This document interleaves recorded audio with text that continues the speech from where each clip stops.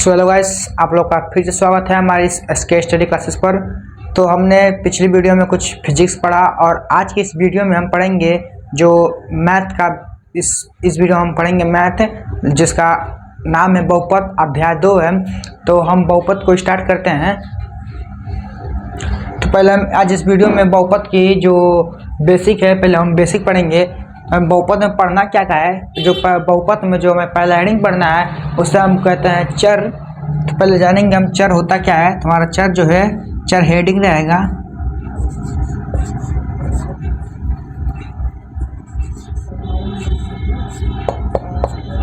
चर किसे कहते हैं? वह भौतिक राशियां जिनकी गणितीय प्रक्रिया मान बदलता रहता है उसे हम चर कहते हैं। तो इसका परिभाषा हो जाएगा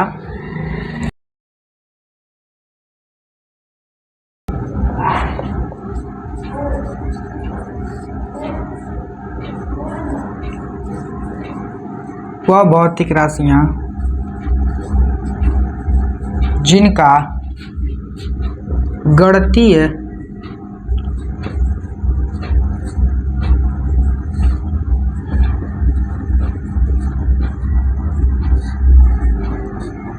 में मान बदलता रहता है उसे चर कहते हैं। इसका मैं एग्जांपल ले रहा हूँ, जैसे कि हमने क्लास 9 में पढ़ा जहाँ पर x का मान कभी आता था 5, कभी 10, कभी आता था 100, कभी आता था -5, कभी आता था -4। देखो इसमें x का मान बदल रहा है ना, हाँ गणितीय प्रक्रिया मान बदल रहा है ना, तो इसे हम कहते हैं चर। समझे? इसको मैनेज करता हूँ, फिर हम लिख रहे हैं जैसे अन एग्जाम्पल लिखेंगे जैसे हो गया x, y, z आदि। इसमें सभी आ जाएंगे A B C D E F G A to Z सभी आते हैं। क्या हो जाएगा? वो भौतिक राशि है जिनकी गणितीय प्रक्रिया मान बदलता रहता है उसे हम क्या कहते हैं? चर कहते हैं।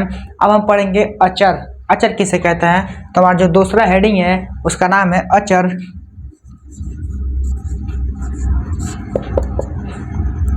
अचर का जो परिभाषा रहेगा इसका रहेगा वो भौतिक राशियां जिनकी गणितीय प्रक्रिया मान नहीं बदलता है उसे हम क्या कहते हैं?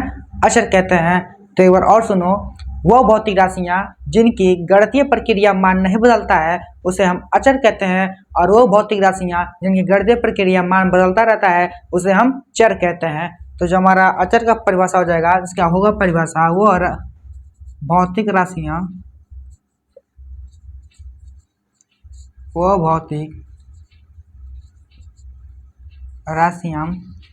जिनका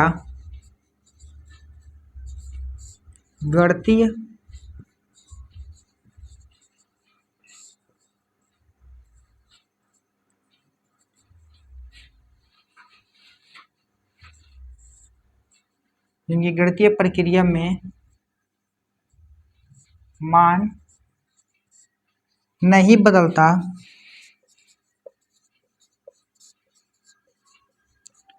उसे अचर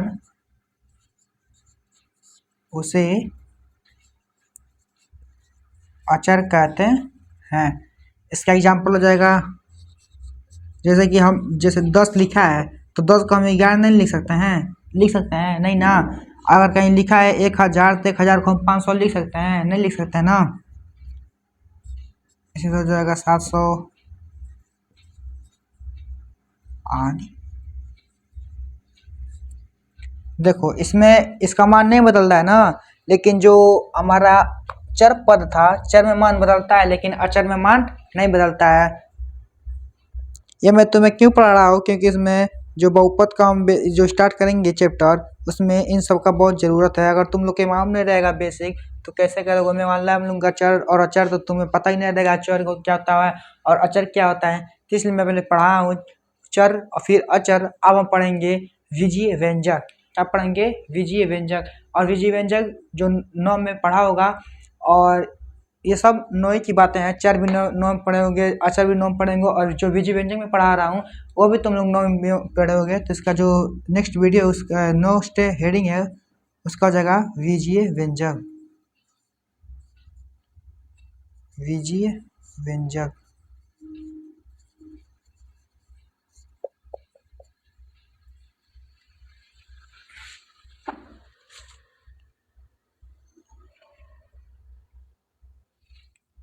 इसमें होगा जो विजी व्यंजक है इसका जो परिभाषा जाएगा, यानी चर व अचर का जोड़ घटाना गुणा भाग्य के बीच के संबंध को हम विजीय व्यंजक कहते हैं। लिखेंगे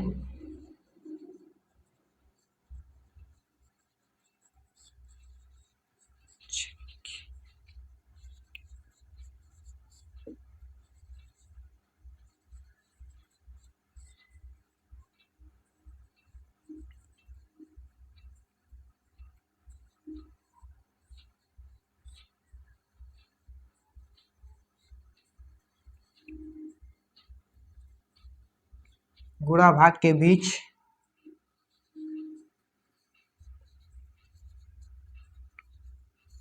संबंध को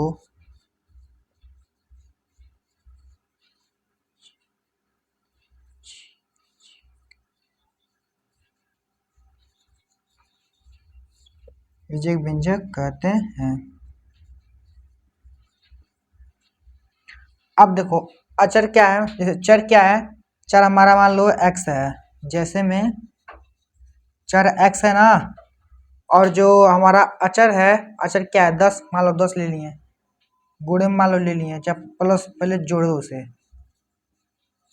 ये क्या है, विजीय व्यंजक है, इसमें चर और अचर का क्या हो रहा है, जोड़ हो रहा है। और हमारा क्या है, चर व अचर के जोड़ घटाना गुणा भाग के बीच के संबंध को हम क्या कहते हैं, विजीय व्यंजक कहते हैं। विजीय यहाँ ये रहेगा, विजीय व्यंजक कहते हैं। और इसी तरह दूसरा बनाएंगे तो हम क्या हो जाएगा, y जैसे ले लेते हैं, तो y का माइनस कर लेते हैं 700। ये क्या है, विजीय व्यंजक है कि नहीं, है ना। इसी तरह ये क्या है, विजीय व्यंजक है, नहीं है। जहाँ कोई चिन्ह नहीं रहता है ना, वहाँ रहता है गुणे का चिन्ह। देखो यहाँ पर कोई संबंध नहीं, यहाँ पर रहता है गुणे का चिन्ह। जहाँ कोई चिन्ह ना रहेगा, क्या इसके चिन्ह रहेगा, गुणे का चिन्ह रहेगा। अब मान लो ये है, क्या ये है, ये भी है। देखो यहाँ पर अचर, यहाँ पर चर है, और बीच में भाग है। देखो चर व अचर के जोड़ घटाना गुणा भाग के बीच के संबंध को हम क्या कहते हैं, विजीय व्यंजक कहते हैं। तो इसे उतारो, फिर हम बढ़ते हैं जो हमारा नेक्स्ट टॉपिक है उसके लिए। अब हम पढ़ते हैं जो नेक्स्ट टॉपिक है जिसका नाम है पूर्ण संख्या, जो कि मैंने बेसिक में पढ़ाया है। तो जो हमारा हेडिंग है क्या रहेगा, पूर्ण संख्या।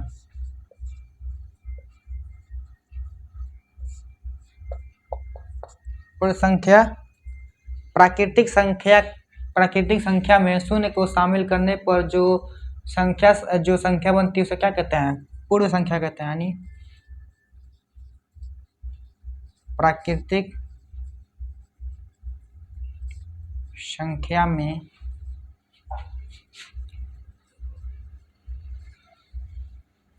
शून्य को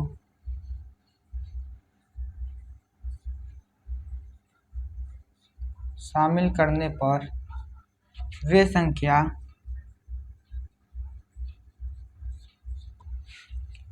पूर्ण संख्या बन जाती है।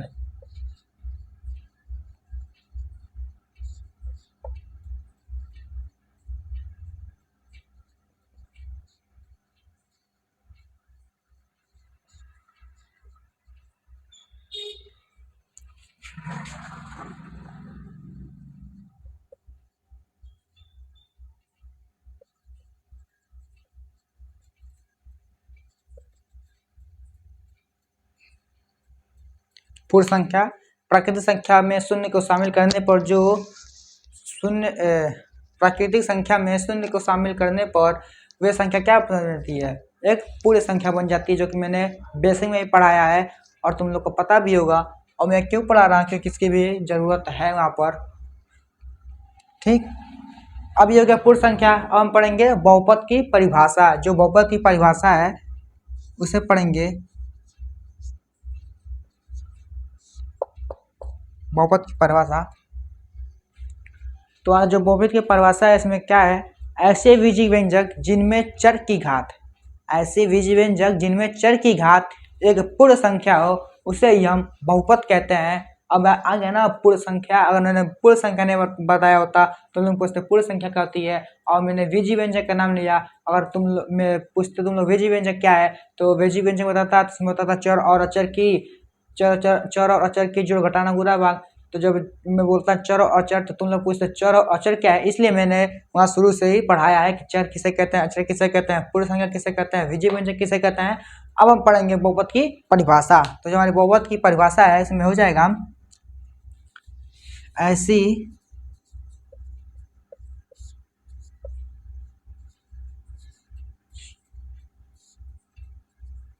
विजय व्यंजक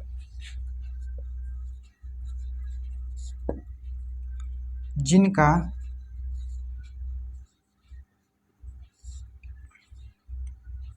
ऐसे विजय व्यंजक जिनमें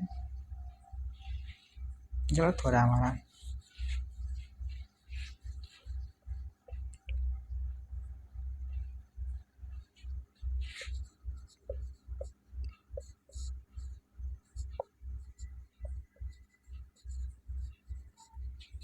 ऐसे विजय व्यंजक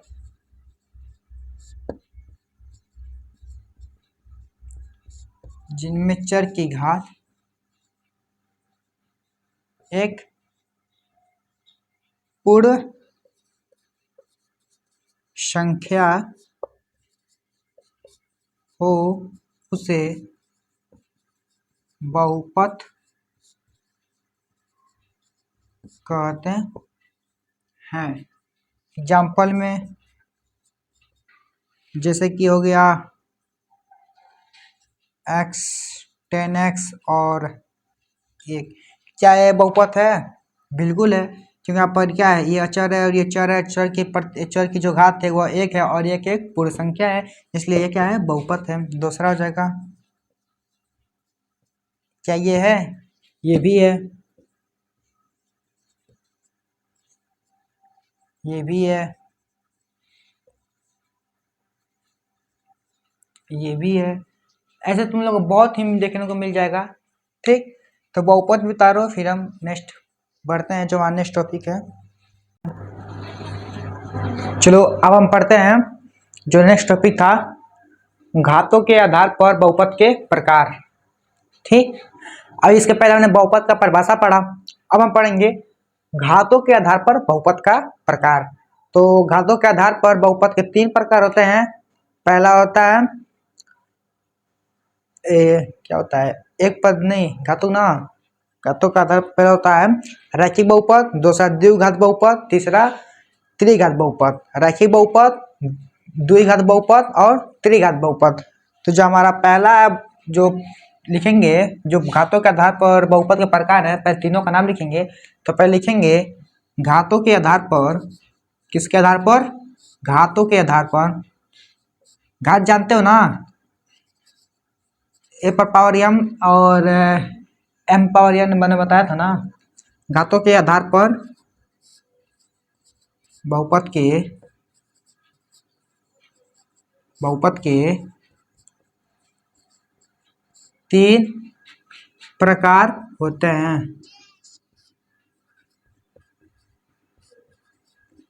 घात किसे कहते हैं?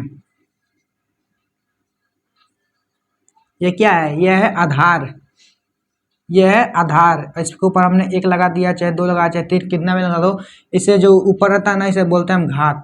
आधार, इसे घात। समझ गए ना? अब किसे बोलते हैं, किसे आधार बोलते हैं, तो ही बोला है। घातों के आधार पर बहुपद के कितने प्रकार होते हैं? 3 प्रकार होते हैं। और जो हमारा पहला प्रकार है उसका नाम है रैखिक बहुपद। क्या नाम है? रैखिक बहुपद। रैखिक बहुपद।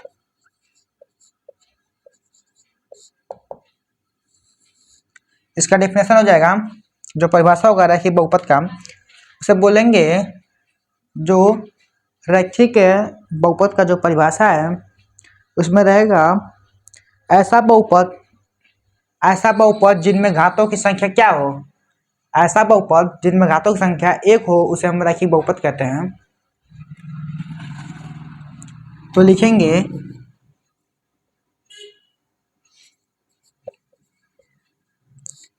ऐसा बहुपद, बहुपद सबको मालूम है, पढ़ा चुके हैं। ऐसा बहुपद जिनमें घातों की संख्या कितनी हो, एक हो, कितनी हो, घातों की संख्या एक हो, उसे क्या कहते हैं, रैखिक बहुपद कहते हैं। क्या कहते हैं, रैखिक बहुपद कहते हैं।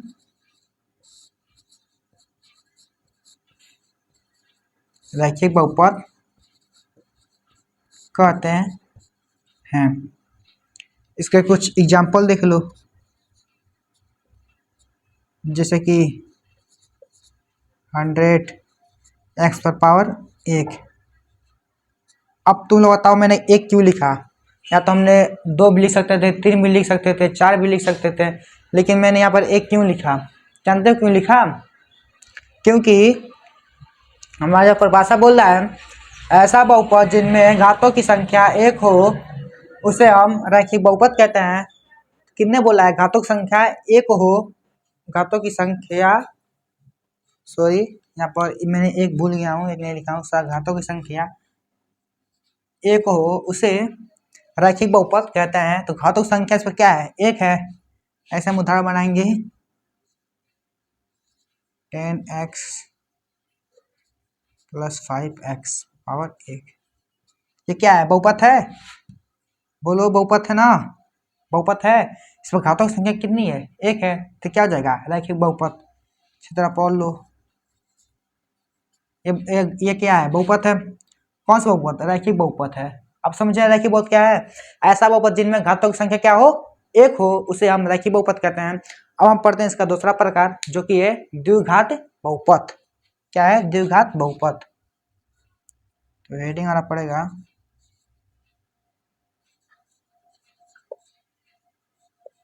द्विघात बहुपद।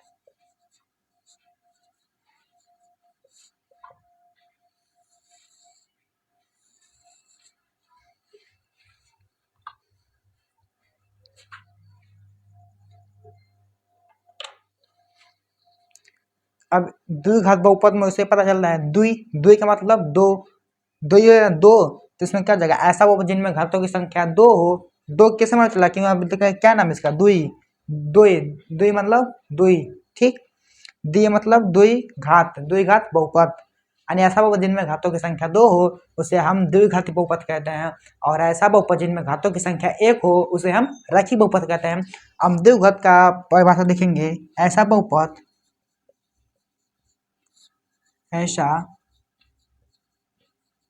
बहुपद जिनमें घातों की संख्या, किसकी संख्या, घातों की संख्या कितनी हो, दो हो, उसे द्विघात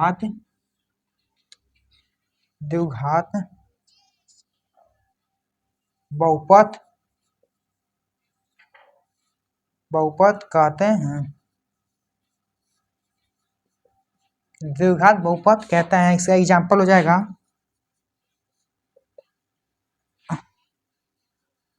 20x+2 + 70x+,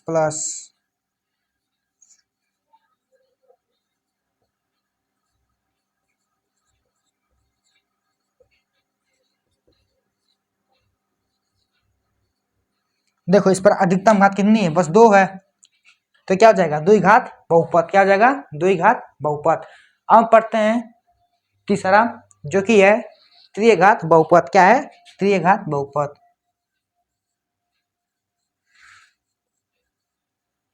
त्रिघात बहुपद,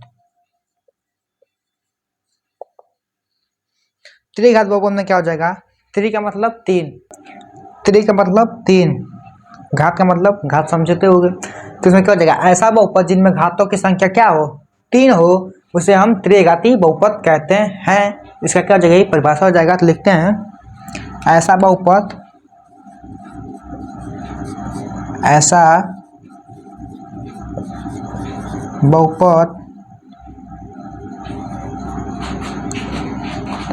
जिनमें घातों की संख्या कितनी हो, 3 हो, उसे त्रिघात बहुपद कहते हैं। ऐसा बहुपद जिनमें घातों की संख्या 3 हो उसे हम त्रिघात बहुपद कहते हैं। इसका एग्जाम्पल जो हो जाएगा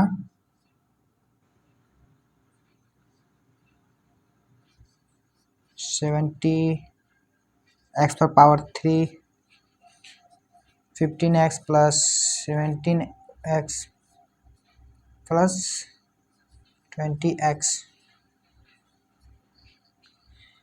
देखो सब त्रिघात बहुपद ऐसा बहुपद जिनमें घातों की संख्या 3 हो, इसमें 3 है, अधिकतम घात कितने 3 है ना, इसे हम क्या बोलेंगे त्रिघात बहुपद।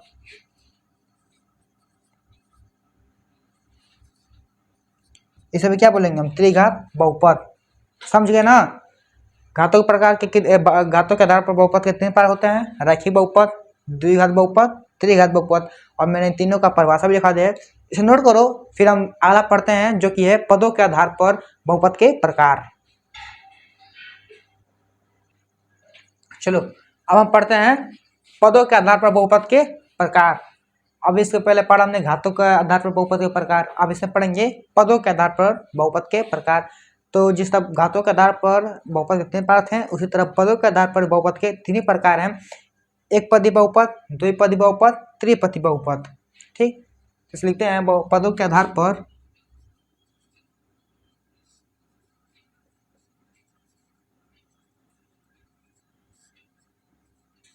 बहुपद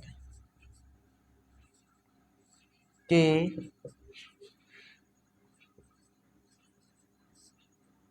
3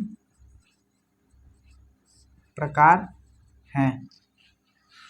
पदों का आधार बहुपद के 3 प्रकार हैं।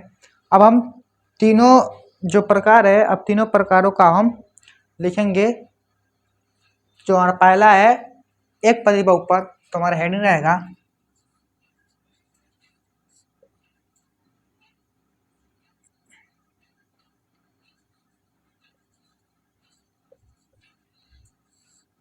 एक पदी बहुपद।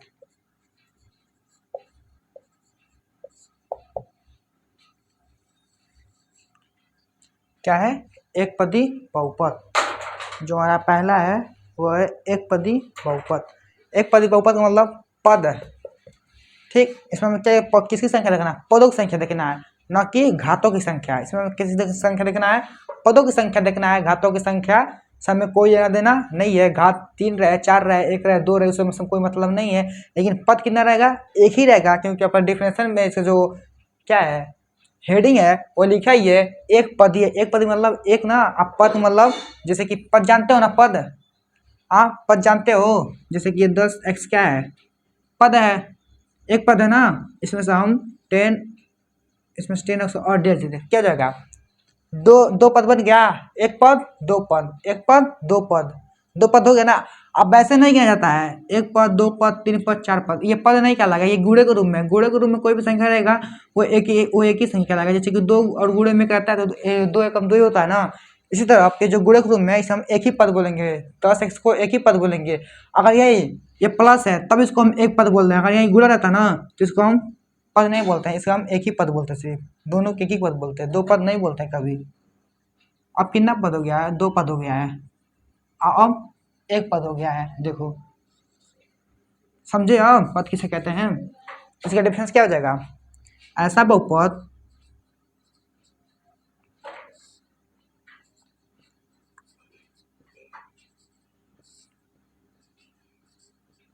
जिनमें किसकी संख्या, घातों की कि पदों की, अरे पदों की, क्योंकि पद यहाँ पर हेडिंग में डाला है पदों के आधार पर बहुपद के प्रकार।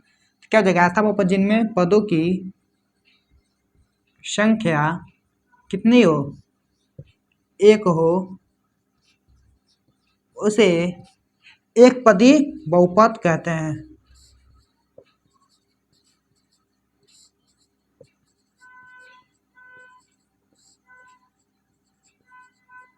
एक पदी बहुपद कहते हैं, समझे।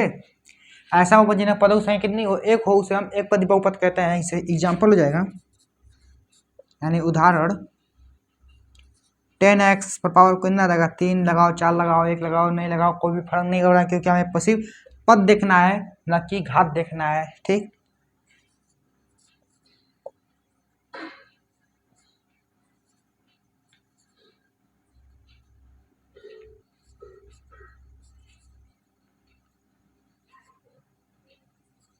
ये सब क्या है, एक पद में है, घात नहीं देखना, पद देखना। एक पद में ना, तो क्या हो जाएगा, एक पदीय बहुपद।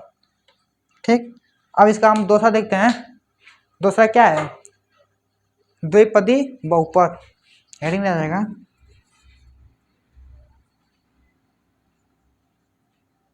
चल नहीं रहा ये, इंक डालना, देखेंगे द्विपदी बहुपद।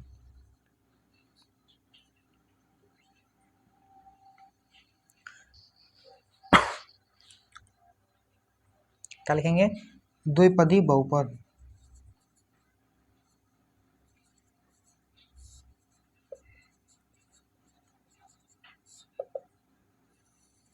द्विपदी बहुपद, इसमें क्या हो जाएगा, ऐसा बहुपद जिनमें पदों की संख्या 2 हो, उसे हम क्या कहते हैं, द्विपदी बहुपद कहते हैं। लिखेंगे ऐसा बहुपद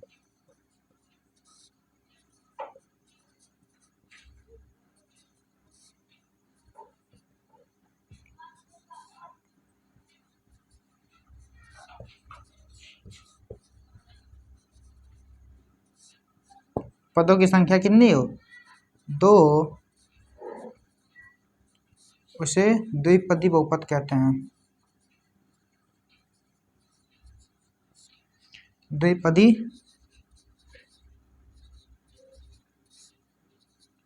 बहुपद कहते हैं, द्विपदी बहुपद कहते हैं। इससे एग्जाम्पल में ये लिख दे रहा हूँ। ठीक, एग्जाम्पल क्या हो जाएगा, 15y प्लस 10y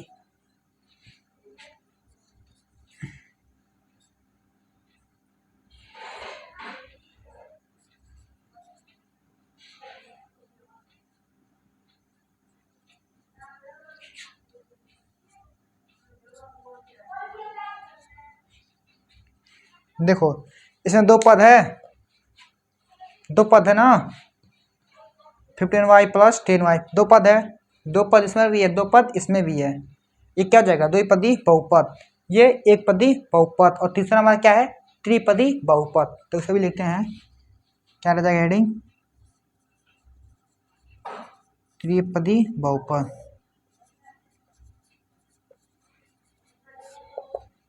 ऐसा बहुपद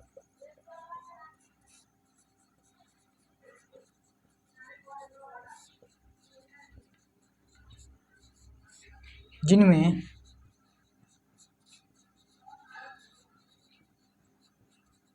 पदों की संख्या 3 हो, उसे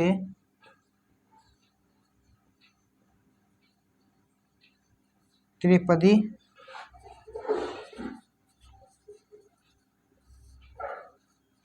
बहुपद कहते हैं। इसका एग्जाम्पल हो जाएगा,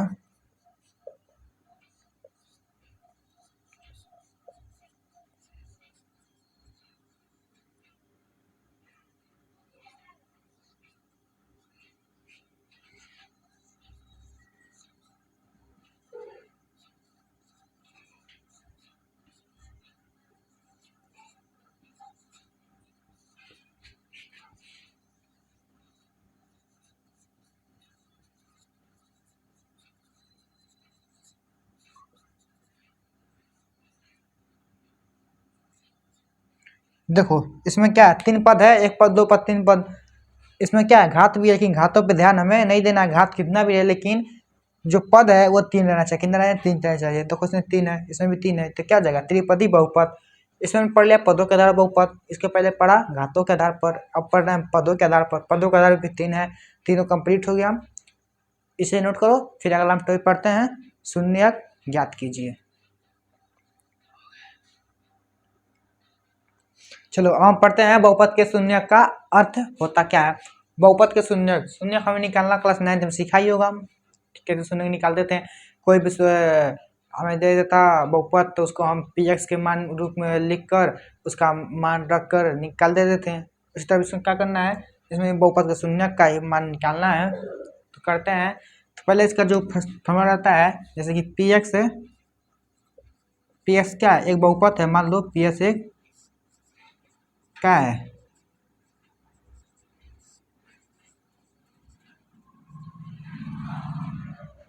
जो px एक बहुपद है और k एक वास्तविक संख्या, क्या है, वास्तविक संख्या है। px एक बहुपद है और k एक वास्तविक संख्या है। अगर हम p को जो k है, अगर उसका मान लो x का मान k है और k को हम x के ऊपर रखने पर उसका मान 0 हो जाए तो क्या है, एक बहुपद का शून्यक है कहलाएगा। जैसा कि हमने px रखा और x की जगह पर हमने क्या रख दिया, k रख दिया, और इसका मान अगर 0 निकल गया तो क्या हो जाएगा, k px का एक क्या है, शून्यक है, एक शून्यक है। ये सिर्फ अभी तुम लोग को बस समझाने के लिए बस था। अब हम करते हैं इससे संबंधित कुछ दो उदाहरण लेंगे तो अच्छे समझ आएगा। लिखेंगे, पहला उदाहरण है px लिखेंगे और x में हमें कोई बहुपद ढूंढ लेना है, जिससे हो जाएगा x² माइनस 3x माइनस का 4। सुनो, अब हमें इसको खोजना कि ऐसा कौन सा हमने मान रखे कि जो px है इसको हम क्या करना है, शून्यक ला दें। बताओ कौन सा है, 4। चलो 4 को हम रखते हैं। क्या 4 रखने पर अगर px का जो मान है अगर वो शून्यक आ जाएगा तो क्या हो जाएगा, 4 तो px का एक शून्यक कहलाएगा। अगर -4 रखते हैं तो इस जगह क्या रहेगा, 4 रहेगा, इक्वल टू x जगह पर क्या रहेगा, 4² माइनस 3 4 माइनस 4 p4 4 का स्क्वायर 64 माइनस 3 चौको 12 माइनस 4। अब इधर प्लस है, इधर माइनस है, इधर भी क्या है हमारा जो कि है माइनस में है। हमें 4 का स्क्वायर करना है ना, और यहाँ पर क्यों किए हैं, 4 का स्क्वायर होगा ना, 4 का स्क्वायर 16 होगा ना, हाँ जो 4 का स्क्वायर वो 16 होगा। हम कर रहे थे, क्या कर रहे थे, हम लिख रहे हैं 64, हम क्यूब कर दिए गलती से, थोड़ा गलती हम लोग से भी होता रहता है। हम करते हैं इसे सॉल्व, क्या करते हैं इसे हम करते हैं अब सॉल्व। तो जो माइनस माइनस है ना, प्लस जोड़ लो, माइनस माइनस क्या होता है, प्लस होता है ना, तो क्या 16 तो रह जाएगा माइनस 12 4 16 माइनस माइनस प्लस, और एक चीज किसका रहेगा, माइनस का ही। अब देखो p है 4, 16 में 16 जाए 0, देखो ps का मान 0 निकल गया तो क्या हो जाएगा, जो 4 है वो क्या है, ps का एक शून्यक है।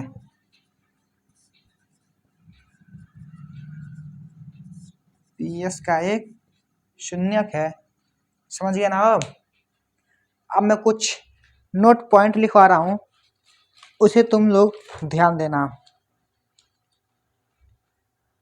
जो कि सूत्र है, शून्यकों की संख्या का ज्यामिति का अर्थ है, जो कि है शून्यकों की संख्या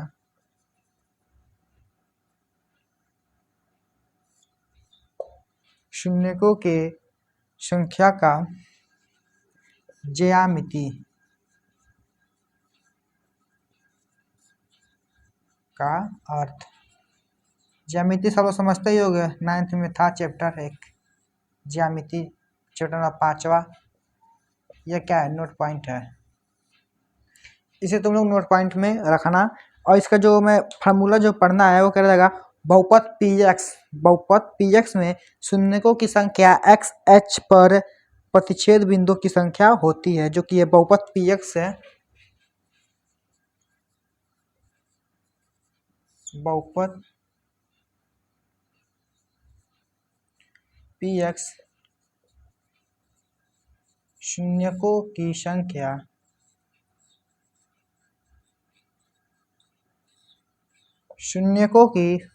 संख्या बराबर होती है एक्स एच, किसके एच, एक्स एच पर प्रतिच्छेद